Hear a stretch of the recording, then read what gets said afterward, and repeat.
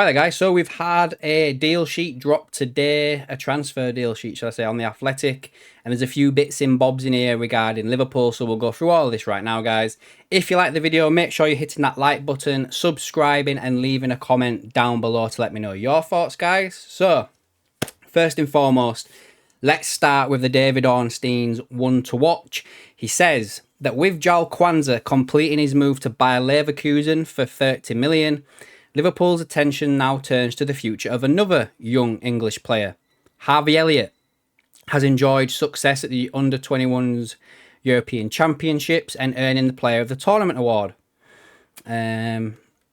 He's attracting significant interest from elsewhere. Kwanzaa's price tag of 30 million is considered a useful benchmark when it comes to Elliott, as in fact Dortmund signed Job Bellingham for 32 million.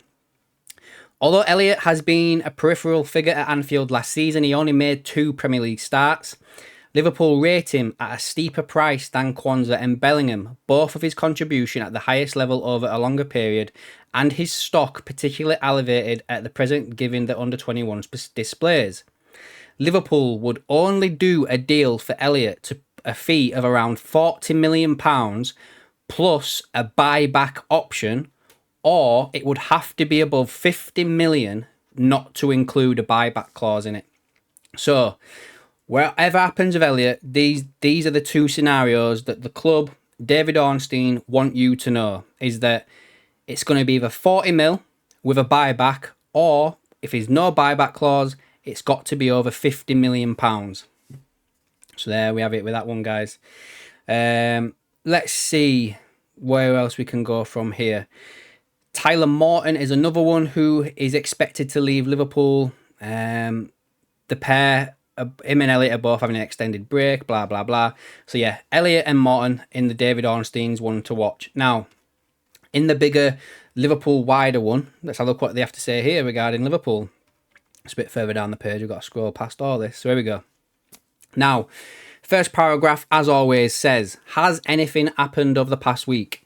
Liverpool completed 2 moves, one for Milos Kerkez and goalkeeper Freddie Woodman, before turning their attention to exits. Kwanzaa's gone, Elliott and Morton, we just know this. Next paragraph. How will Liverpool's lack of homegrown players affect their transfer plans?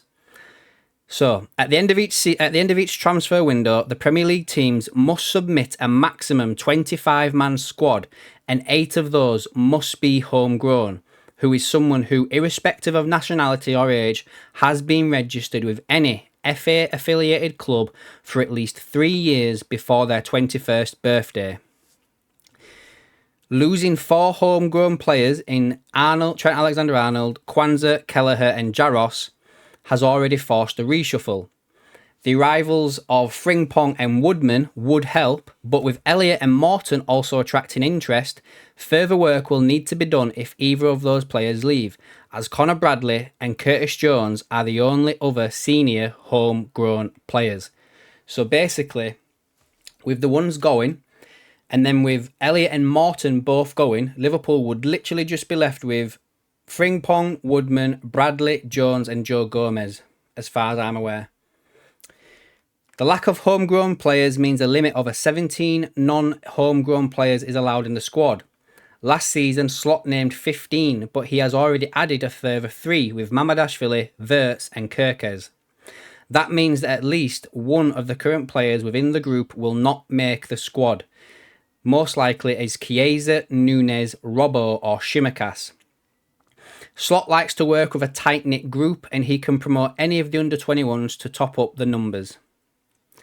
Next bit. What positions and players are Liverpool looking at? Liverpool need to recruit a centre-half with the imminent exit of Kwanzaa and are looking at a number of candidates.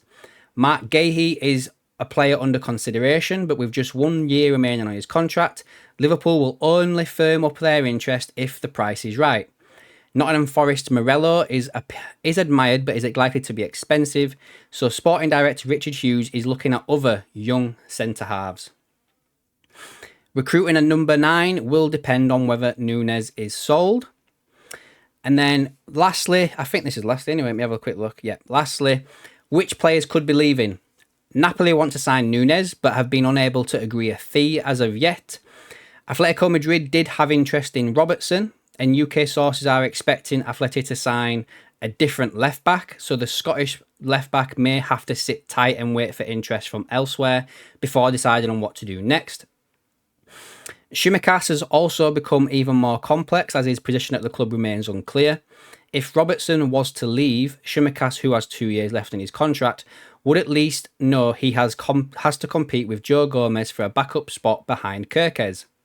He's been keen to play more often next season, but leaving Liverpool, a club he has great affection for, will not be easy.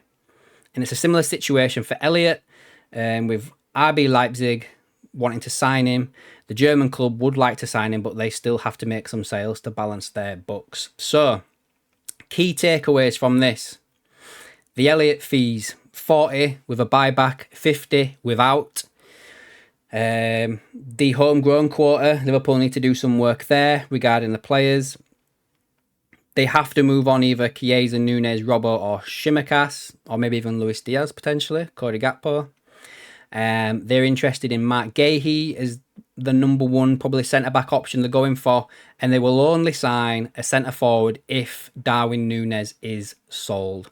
So there you have it, guys. Hope you liked this video. Make sure you're hitting that like button and also leaving comments down below to let me know your thoughts, and I'll catch you in the next one, guys.